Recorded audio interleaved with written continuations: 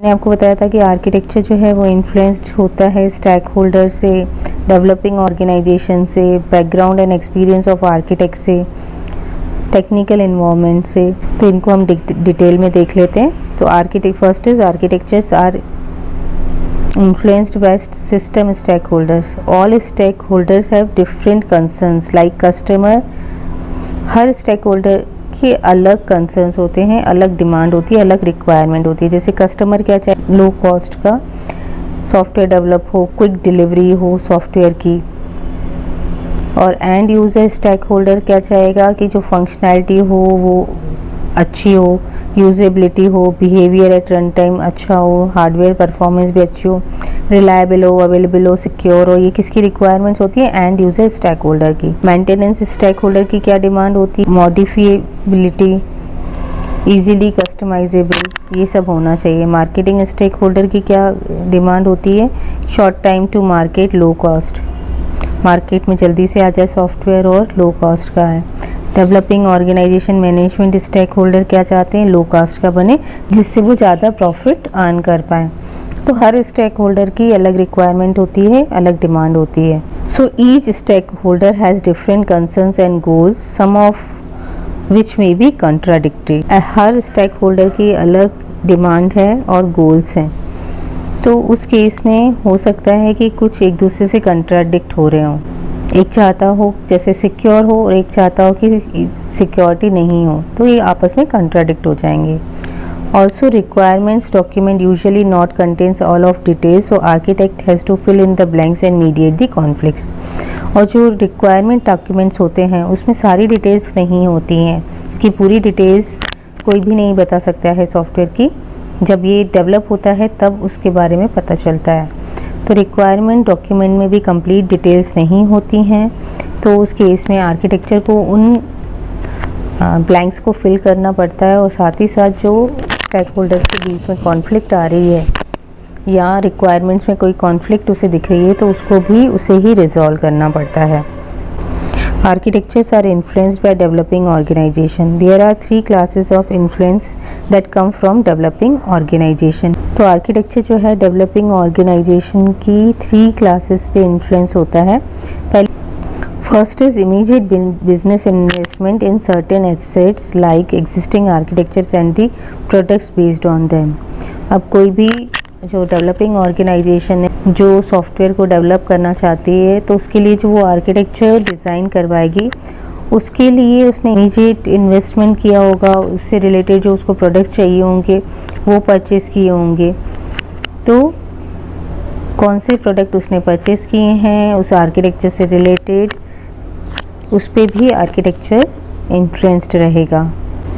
Next is long term business investment in an infrastructure to pursue strategic goals and may reviews the proposed system as one means of financing and extending that infrastructure। हर developing organization के अपने goals होते हैं और वो इस type से propose system को रिव्यू करती रहती है जिससे उसे फाइनेंस मिलता रहे, प्रॉफिट मिलता रहे और वो अपने इस इंफ्रास्ट्रक्चर को उसके अकॉर्डिंग एक्सटेंड करती जाती है।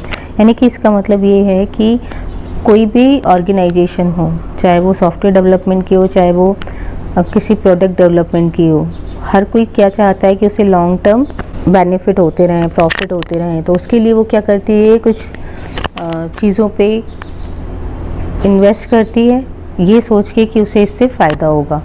तो सिमिलरली जो डेवलपिंग ऑर्गेनाइजेशंस हैं वो अपने इंफ्रास्ट्रक्चर को एक्सटेंड करती रहती हैं according to the requirement of the system, जिससे उनको लॉन्ग टर्म तक उससे बेनिफिट मिलता रहे।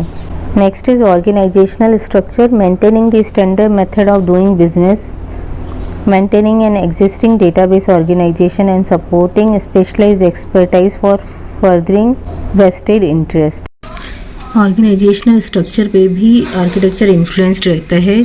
स्ट्रक्चर्स जैसे स्टैंडर्ड मेथड्स क्या यूज़ हो रहे हैं बिज़नेस करने के लिए, एग्जिस्टिंग डेटाबेस क्या यूज़ हो रहा है ऑर्गेनाइजेशन में, सपोर्टिंग स्पेशलाइज्ड एक्सपर्टाइज कौन से हैं, उन सभी को उसे मेंटेन करके रखना पड़ता है जिससे आगे जो है उसे इंटरेस्ट मिलता रहे यानी बेनिफिट मिलता रहे इन सभी से।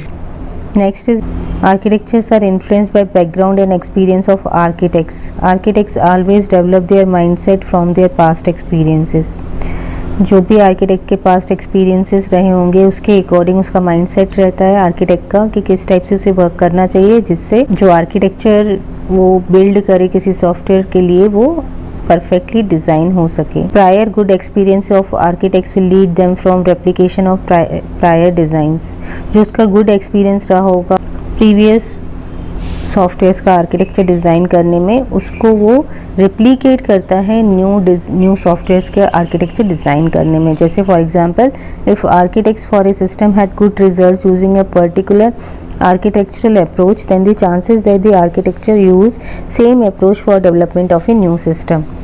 ठीक है, अगर आर्किटेक्ट ने किसी पर्टिकुलर आर्किटेक्चरल अप्रोच को यूज़ करके कोई आर्किटेक्चर डिज़ाइन किया हो और उससे गुड रिजल्ट्स मिले हो, अच्छा सॉफ्टवेयर डेवलप किया हुआ, तो ये चांसेस रहेंगे कि आर्किटेक्चर फिर से सेम अप्रोच को यूज़ करके किसी न्यू सॉफ्टवेयर के लिए सेम आर्किटेक्चरल अप्रोच यूज़ करे. Prior bad experiences of architect will restrict them to try again. और जो उसके बैड एक्सपीरियंसेस रहे होंगे आर्किटेक्ट के, वो फिर से उसे यूज़ नहीं करेगा, जिसकी वजह से सॉफ्टवेयर डेवलप होने में प्रॉब्लम आए. आर्किटेक्चरल चॉइसेस में also come from an architect's education and training. Architect की किस टाइप की एजुकेशन है और किस टाइप की उसने ट्रेनिंग ली है, इस पे भी उसकी आर्किटेक्चरल चॉइसेस डिपेंड करती हैं. Architectures are influenced by technical environment. Current environment will influence the architecture.